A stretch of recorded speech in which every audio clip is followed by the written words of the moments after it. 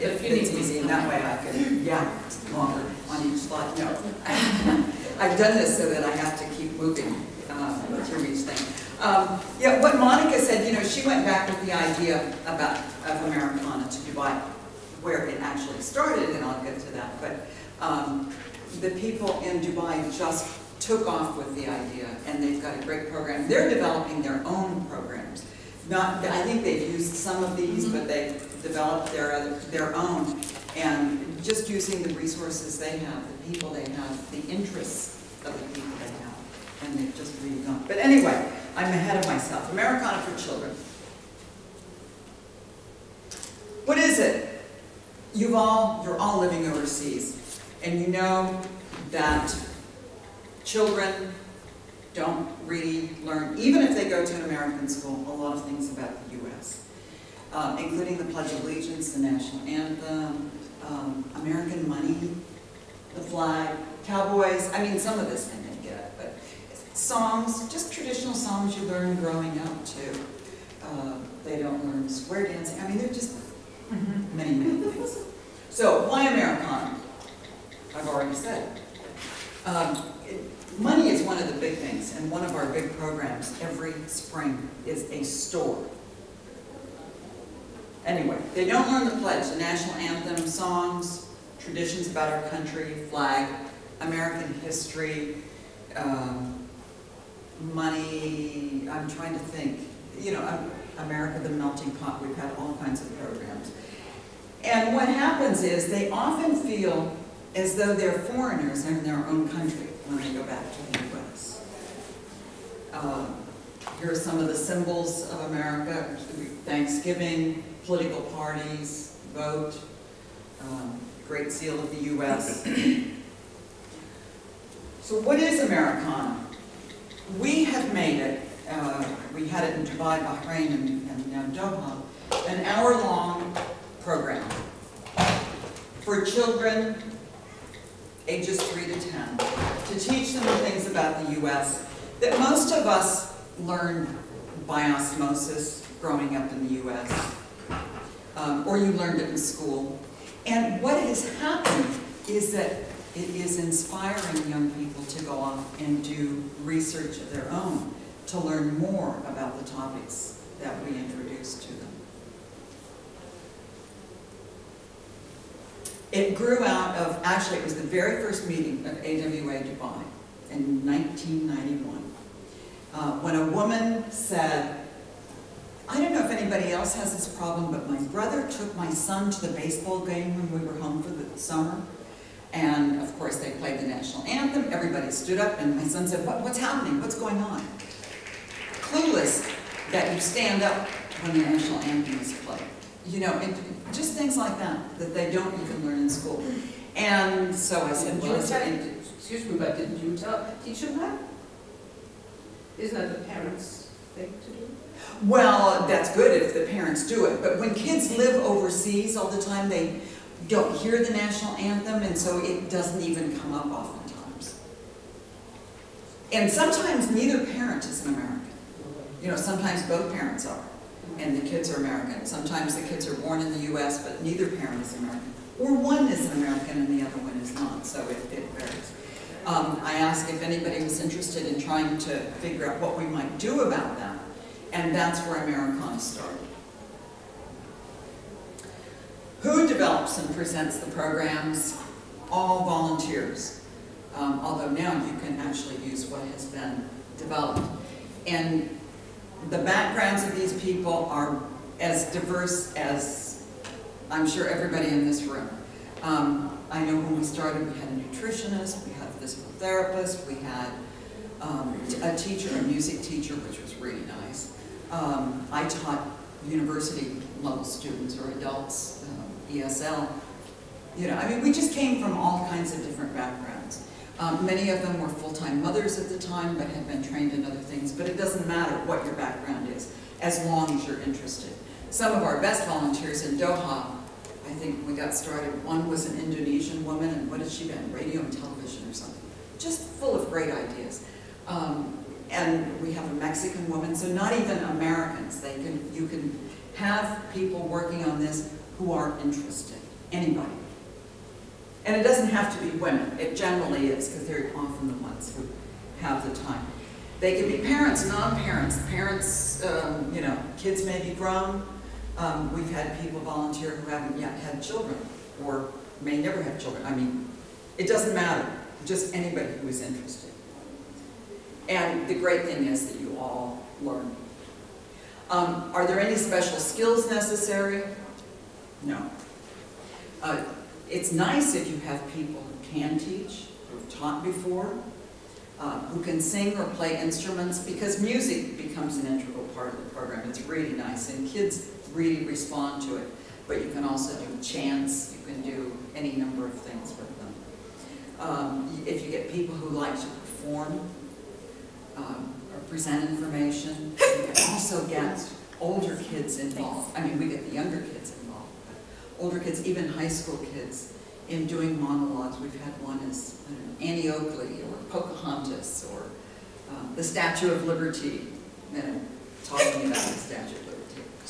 But anybody who's interested in working with children, or if they're not particularly interested in working with children, they could be very good technically and help you do the programs and, you know, research, things like that.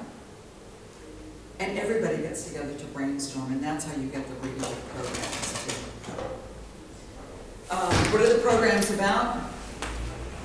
Anything having to do with the U.S. It could be national holidays. We almost always do something with Columbus Day, or one year we did Explorers. We expanded it because we had already done Columbus. And we didn't want to repeat Columbus the next year. Thanksgiving, we usually do a Thanksgiving program every year and have a feast for it. It's mostly potluck, but Americana has provided the turkey and potatoes and gravy or something, you know, and then people just bring their favorite dishes along.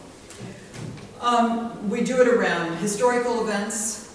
Pony Express, you know, what is of interest to young kids? The Pony Express captures their imagination. Cowboys, the gold rush, railroads. There are just all kinds of things. And there's really, you won't run out of ideas. Cultural celebrations, there's Black History Month in January, February, Martin Luther King's birthday too, so you can do, we do it either January, February. Melting Pot, President's Day in February is a good time to do presidents. Explorers, inventors, geography, often after kids get back from a summer in the U.S., we will do America the Beautiful. What did you see? You know, in some of the places they went, and then we talk about some of the symbols of America. I always like to do one on the flag. It can be the flag specifically, and we've got activities to go with it. Sort of flag protocol, you know, standing. We often were able, in Doha, because we had Marine Guards at the embassy, we were able to get the Marine Guards to come and do a flag ceremony for us that day, and the kids loved that. And we talk about the Pledge of Allegiance too. And U.S. currency and our store. Some sample topics. We always try to be positive, even if we're talking about the Civil War, about slavery, but we want to make it positive, relevant to the children, but focus on really the spirit and the ideals that unite us as Americans. And you can always find all kinds of things to talk about and be positive. You can talk about how awful it was, but we just don't go into great detail about that. Maybe at home they will do more of that. To develop a program, we come up with an idea. Let's talk about, and later today I want to talk about elections, because there's an election in the fall. You can have a great program in the fall on elections. But you select a topic, do a bit of research. It doesn't take long, and with the internet you can do it very, very easily. You get a few facts and a few graphics you pull from here and there. Determine what you're going to do, who's going to do what, develop your related materials, your visuals. We use sometimes videos that we find on the internet and YouTube. There are some very good ones. You know, it's just a bit, because I don't know if you've noticed, but children today, you know, I think back when my daughter was small, and I let her watch Mr. Rogers, which Mr. Rogers isn't on anymore. Mr. Rogers takes a theme, and he would go through his whole program, essentially, with them. Something like Sesame Street has little short bits, and that's what the kids today are used to. So we have found that you have to do things in sort of short segments or you lose them. But it's easy to do. And if you want to get a video from the internet, you know, they're 2 or 3 minutes long oftentimes. And you can do it. Or you find one, we found a great one on Columbus. And it had a song with it, and it may have been about 5 minutes long. And we showed that. And I have the links to all of those things. Anyway, and then we select songs, chants, something that we can do that goes along with it. With Columbus, we found a poem and we played with that, I think. What is it, 1492, Columbus sailed the ocean blue, and it goes on. And we had an activity, in fact, with the poem as well. Plan the format, flow of the session. Did you say, I'm sorry, did you say how long these sessions are? 1 hour. 1 hour. Yeah. So it's reading manageable. Now, I will confess sometimes we run a little under an hour and sometimes a little more than an hour. It's not timed to the moment or to the minute, but it's close enough. We always start with the flag ceremony. And we usually have children do it, except for when we have the Marines. There are often scout troops around who are interested, and they like to do it because they're doing it for somebody other than just scouts. But I was always saying, well, Girl Scouts or Boy Scouts, you know, brownies or Webelos, Cub Scouts, yeah. And you can use them, but don't forget the kids that aren't part of Scout, because you will find a lot of them as well. So it's nice to have some programs where you don't have the Scouts in uniform. You have others who are interested. And it might be 2 or 3 family members are interested in doing it. After the flag ceremony, after they've posted the colors, we do the Pledge of Allegiance and we do the national anthem. One time we had a fellow sing, he did a solo of the national anthem, which was wonderful. But he wasn't available after that. So we sang the national anthem together. We put the words, you know, you can do them on PowerPoint or on poster board. And you have, because one thing, you know, where you have kids 3 to about 10 years of age. And in Doha, nobody lives that close. I mean, you always have to get in a car and go somewhere. Parents had to stay with their children. So you're doing this actually for parents as well. And some of the parents don't know the words, so it's good for them.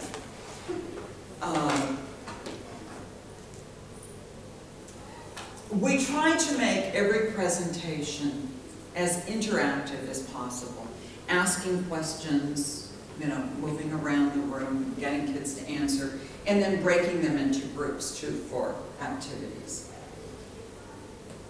Always have music or activities related to the theme. Sometimes the music is kind of a stretch. I know for Pony Express, I think we did My Home's in Montana, and Montana wasn't, I think we did maybe that Montana for a state that month, because we started introducing states. But because there was a pony or a horse in it, you know, it just, but you may come up with a better suggestion. But something that is kind of a traditional American song, usually traditional, I mean, it wouldn't have to be, but just to introduce them to it, because they won't get it at school, most likely. We started, as I said, doing State of the Month, and I think we did that, was it 1 or 2 years? Picking a state, preferably somehow related to your theme.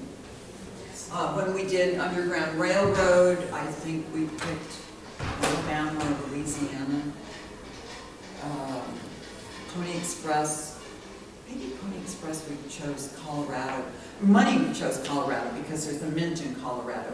But we just tried to each month pick a different state around the U.S. and we had a large map of the U.S. that we had laminated, and then we just pulled it out every time so that they could see where it was in relation to other states.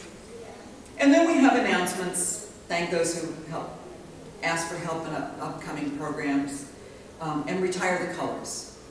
We didn't retire the colors at first, and then we realized that we really should.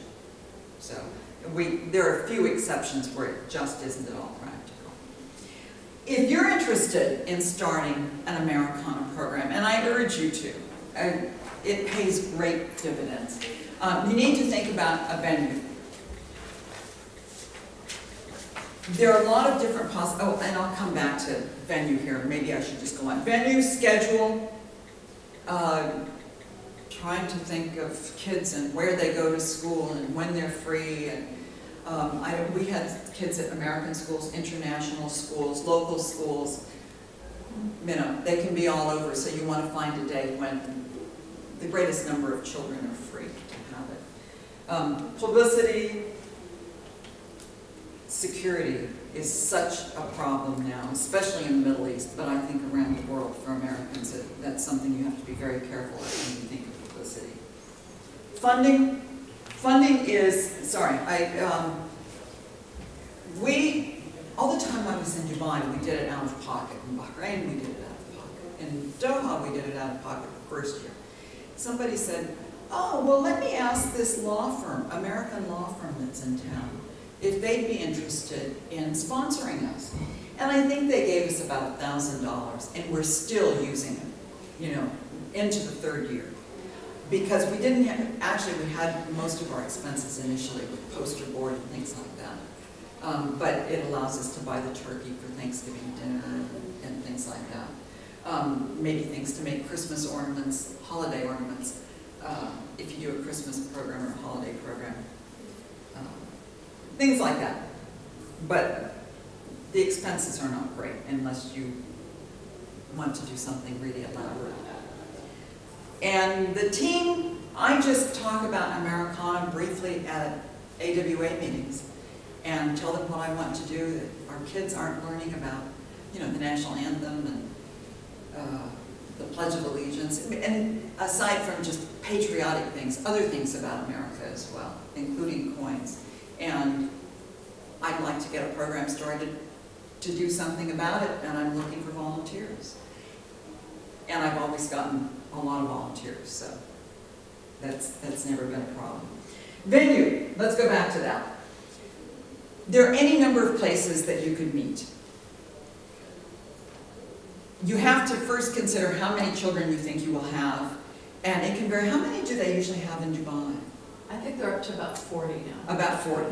Yeah. And you may have 10, we've had as many as 7 in Doha. And it varies. During the winter, when the weather is really nice, people are out with their families on weekends and they don't come to Americana often. Whereas when it's really hot out, then we tended to get more kids. Anyway, are you going to set a maximum?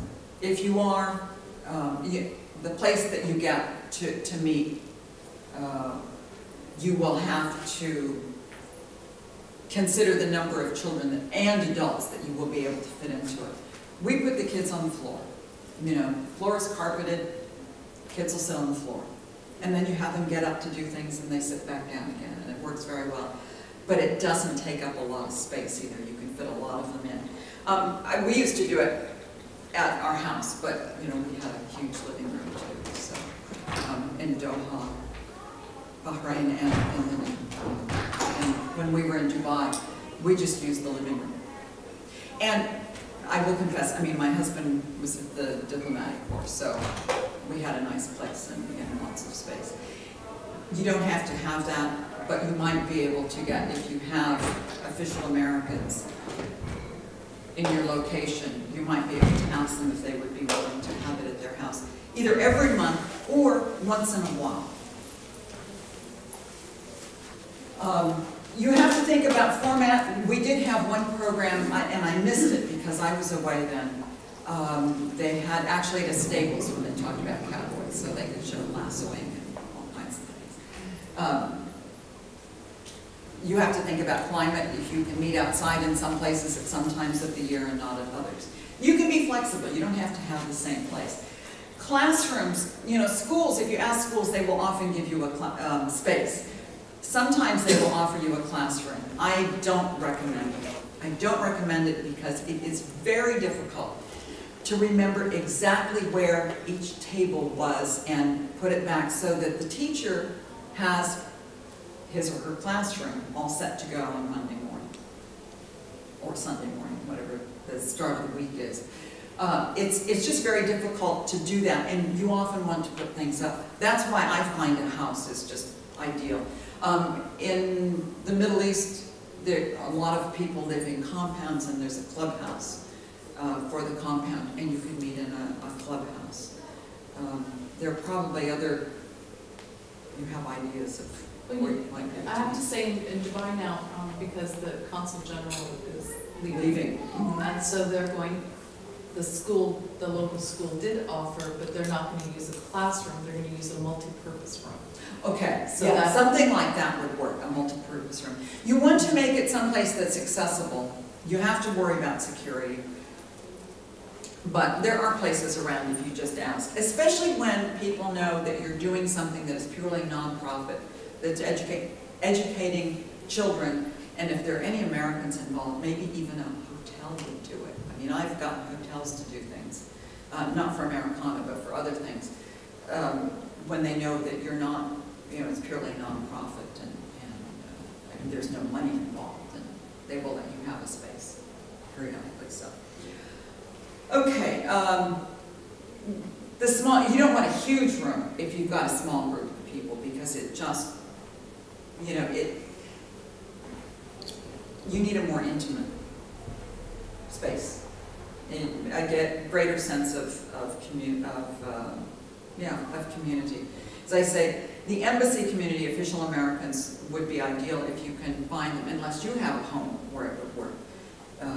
And they might be, especially if you get a program started, and invite somebody and say, do you know where we might meet, or would you be interested in hosting this? Because it doesn't cost anything. You know, it may be moving furniture around, and I don't have things set around, so I didn't have to put things up. You also need a space for planning meetings, but that can be in somebody's home, so that's usually very easy. Security is always, always a concern, so keep it in mind.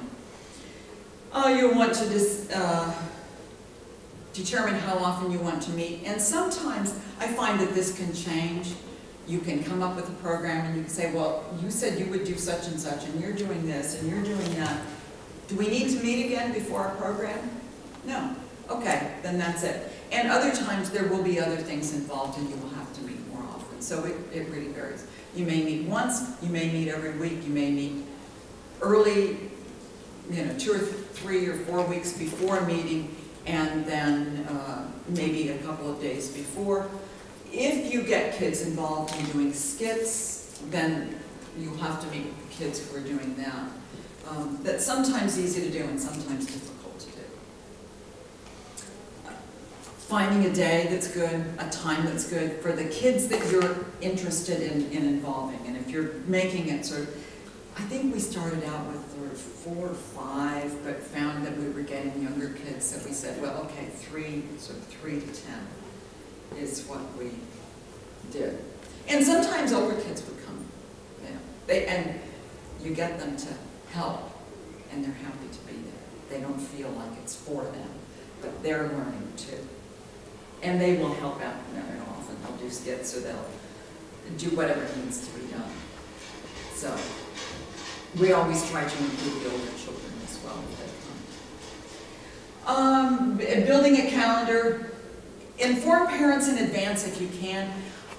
because, again, because of security, we were really, really careful, and I tried to let parents know a week to 2 weeks in advance. I mean, I may have told them in a program about the next program.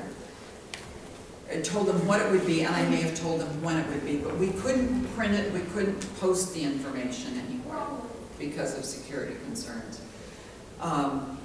So it was word of mouth, and then I had a very long email list, and I sent out emails to everybody. And there I suggest you get somebody to volunteer. I mean, the person may do nothing more than sending out all the emails for the announcements and getting responses. If you do it that way, or if you do what Dubai does through Amiando, then you can get the kids to respond, or parents to respond, so that you know who's coming. And if you're not official, you probably don't have to worry about giving lists to the guards, which I always had to do. You know, it depends on your situation. But you can get somebody to take care of that. We always try to do a calendar in advance, and we would usually try in the spring to figure out the topics for the following year in case anybody was back in the States and might happen to pick up something that would be relevant. Such as if you want to do a program on the elections, try to get campaign posters in your home. But specific dates, sometimes we set the dates and we had to change them. And you have to be flexible, you know, because you would find out, somebody would say, oh, the Scouts, all of the Scouts, Boy Scouts, Girl Scouts, have something that day, so we can't do it that day or that time. And so we just simply change the time or the weekend, the date. Did you find that did you have it like every second Saturday of the month, or this month it's Tuesday, next month it's... No, we always had it on Saturday, but sometimes it would be early in the month, sometimes the middle of the month, sometimes the end of the month. So it was once, we tried to do it once a month, but within that month it could change. Again, part of that was security. And part of it was school calendars, because if they had, you know, in the Middle East, in Doha, and in Dubai, I don't think they have such long holidays, but it comes to Eid, which in some places I've lived is about 3 days long, and in Qatar they will have a week and a half. And so if it's Eid, then people are going to leave town, so you don't want to schedule it then. So you have to move it around. Sometimes you have to have it earlier, sometimes later. But look at holidays. Look at American holidays. Look at local holidays where you are, and build your calendar accordingly. Spreading the word of mouth. We also, as I said, we send out email, and we would tell people, feel free to pass this email on to somebody that you think might be interested. Just don't post it anywhere. Yes? Did you only let people who are in the club come? Or? No, no.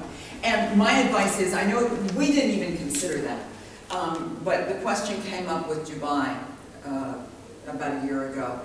And I said, I would not limit it to club members. You can get new club members oftentimes. But in more than one case, we had a father with children and the mother wasn't there. Either it was a divorce or the mother died. We have men in our club. Oh, you have men in your club? You can, you know, it's a club decision. I mean, for me, I wouldn't want to have, then you have less incentive. Why wouldn't people join the club? My idea is you have Americana. That's another reason for people to be in the club. That you have to be part of the